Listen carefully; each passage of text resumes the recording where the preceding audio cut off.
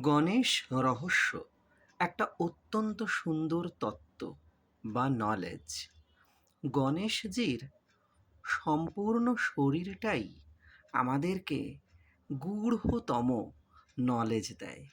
তার মধ্যে বন্ধু বলছে গণেশজিকে এই যে একদন্ত বলা হয়।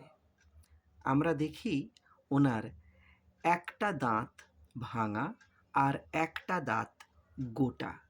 এটার অর্থ হচ্ছে আমাদের মধ্যে যে অহংকার, সেই অহংকারকে চূর্ণ করছে ওনার ভেঙে যাওয়া দাঁতটা।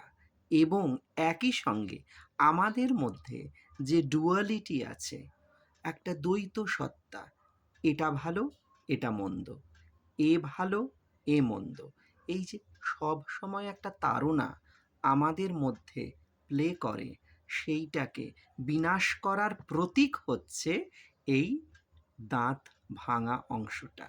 এবং একটি দাঁত অটুট, মানে আমরা সকলেই অ্যাবসলিউট।